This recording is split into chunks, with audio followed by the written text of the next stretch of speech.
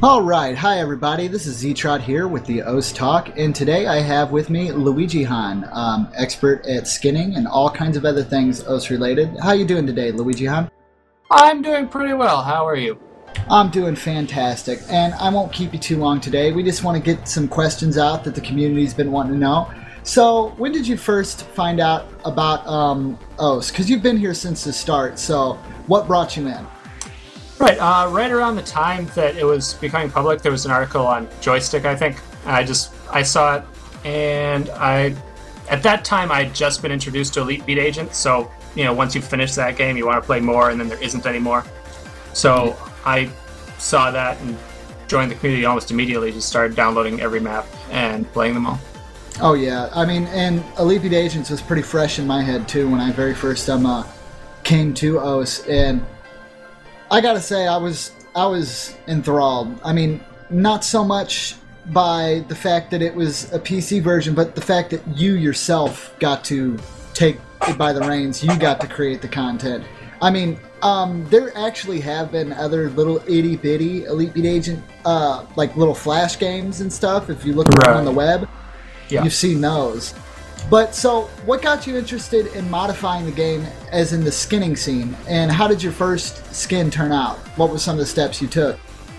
Yeah, that was kind of interesting because I remember back a million years ago, I had a PC game that was called, I want to say Quirks or something. And in that game, you could just go in and edit the bitmap files that the graphics were made from. So I started that. And then a few years later, I started adding Winamp skins. And so I had gotten into that habit of just playing around with graphics. And so with OS, I noticed almost right away that there was a skins folder. I started digging around in there and saw that they were just, ping files that I could just edit with Photoshop. And so as soon as I noticed that that was a possibility, I started experimenting with it. I'm looking back through my post history, and apparently the first skin I made was based on the Nodame Cantabile DS game, which was sort of a knockoff of Elite Beat Agents to begin with. And so I started playing with that, and then I made a Pac-Man skin that was just where Pac-Man was a slider ball. And so Pac-Man would go around eating the slider ticks. My first full skin was based on Samba de Amigo, which is a Maraca game, but it has circle markers, so I just recreated those. And that was fun. But then it was the Taiko skin that I made, like, fourth, that really picked up. Yeah, and I mean, you've made quite a few skins. I mean, you're all over the skinning forum. So, like, did that have something to do with the Resident Skinner title, or did it just kind of get slapped on there? I think, yeah, Peppy did that, I believe, when I wasn't looking. I just saw that that's what I was, and I was like, oh yeah, that makes sense, because I was in the skinning forum before I was in the introductions forum. That was just where I gravitated to. I think part of it is because it was Elite Beat Agents, and then there was the Awendon games and the Taiko games, and I was basically downloading every rhythm game I could find on DS.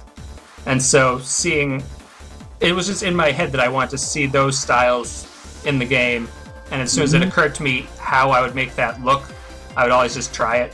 And so I started many more skins than I finished, and I think that just created the impression that I was a skinning machine. And I heard you say you downloaded, so am I to go out on a limb here and say that you were an owner of an ARC-4 or a Supercard? I'll admit to that. I will say that I legally purchased Elite Beat Agents and imported both Awendon games from Japan. I ended up importing them after, but if it wasn't for the Supercard, I probably would have never found out about Elite Beat Agents even. Right.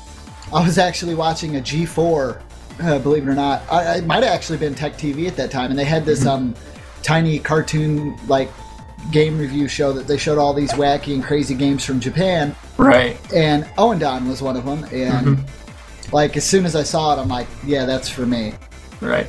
I will say that I must have gotten the R4 late enough that I actually got the Action Replay cartridge thing, like a Game Shark type cheat code machine, so that I could unlock the Elite Beat Agents in Awendon too. Oh, that's neat. So it wasn't until well after that that I got an R4 card just to get some of everything. Yeah. They have a lot more rhythm games over there than we have here. Oh yes, most definitely. Now, some might know, but you suggested a lot of ideas starting out with different mods like Hard Rock and Double Time.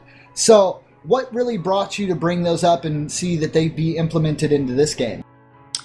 I'm honestly not quite sure what inspired some of those. I know Hidden was in Oendon 2, and then that was in OS before I even started playing with it, I believe. And so I'm pretty sure the one that I thought of was the Taiko mod, because I know there were Taiko games on the DS, and so it just occurred to me as natural that we could take the same rhythm from the main game and make it, click like only Taiko. Yeah. And for whatever reason, I thought that it would be a good idea to have it so there was a picture of a drum on your screen, and you would click in the middle to hit red notes and click on the edge to make blue notes. And yeah, just like the DS screen. Exactly, and they didn't go with that. But I think the other mods that I suggested were just ways to pad out the Taiko suggestion, so it's not just like, hey, Peppy, make Taiko. But it more or less came across that way. But yeah, I kept suggesting things like the Hard Rock mod was just based on the idea that the hardest mode in Elite Beat Agents was a flipped version of the regular mode, and I thought that could be automated. I thought that Double Time would be easily automated. I had actually pictured it being, 2x speed, but that would have been insane. Oh, yeah. I think it was tested at 2x speed, and then they decided not to do it. And then I came up with Relax mod, which became sort of its own weird thing as a reaction to Audio Surf. Just the idea you could sit back and sort of mindlessly play. Yeah. And I've shot a couple ideas myself before, like Shrink, and I'm still holding out for eventually, them incorporating those into possible multiplayer mods. That's one of my big things. Yes. Yeah. I'm kind of surprised that we don't have that. Just power-ups. Power-ups like Guitar Hero 3 power-ups even would be fun. But yeah, multiplayer is... It seems like people who play multiplayer are very interested in the sort of pure experience. Like they want to... Like they memorize the map and want to play it exactly the same and be the best at doing that. So, yeah. I don't know. I do think it'd be fun to have sort of more of a party multiplayer. Yeah, like a fantasy mode, like they had with DDR. Like you just get all that crazy stuff like Tornado and stuff like that. Right. Now, you have recently came back to us. For a long time, you were kind of in the abyss, poof, where was Luigihann? Nobody there.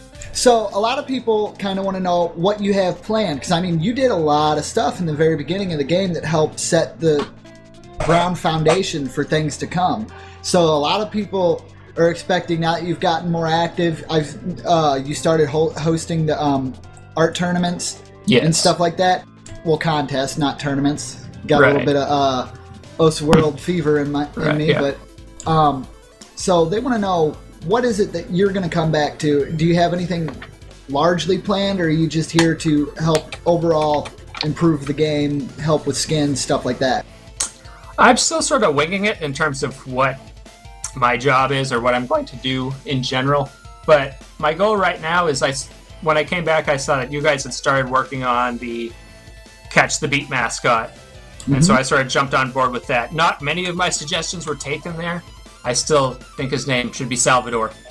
But I'm really hoping to push towards a story mode and just a general sort of narrative experience when you're in the game.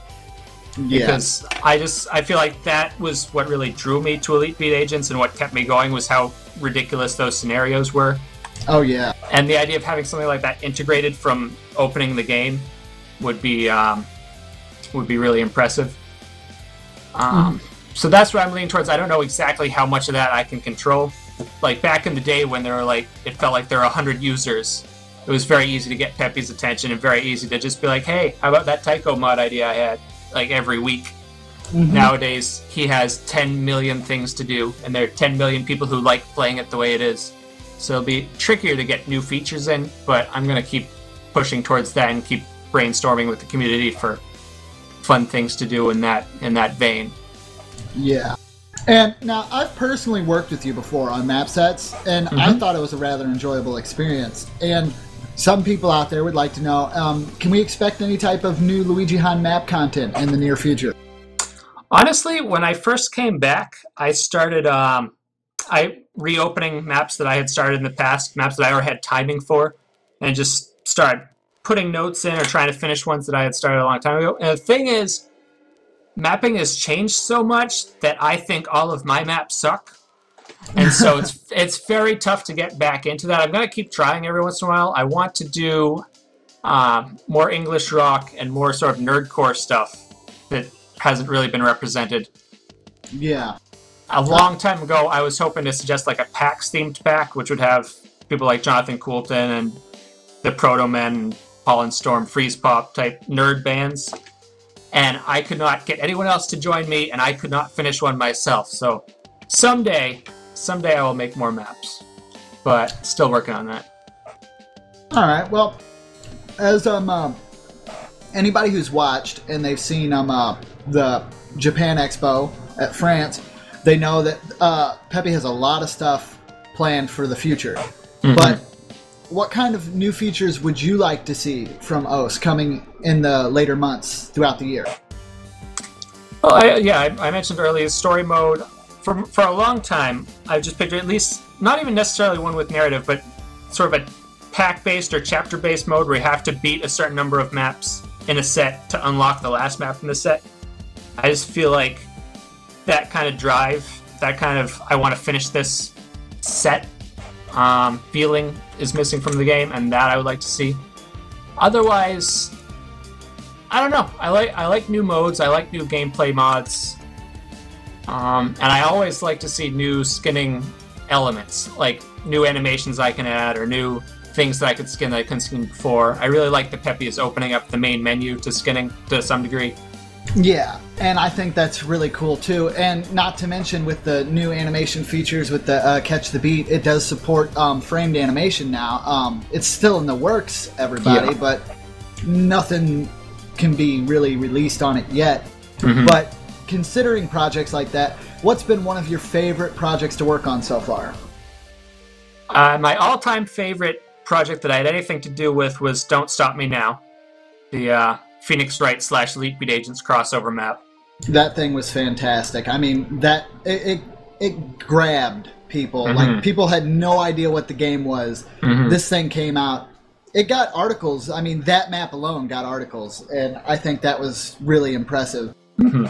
Yeah, the saddest thing about that was that started getting articles before I had sort of expected it to, because I was asking around to get somebody to record a good, what I consider to be a good gameplay video of that, and before that happened, there were a bunch of blogs posting it with a video that someone had made using the World Ends With You skin, and so I just felt like it lacked cohesion. Yeah.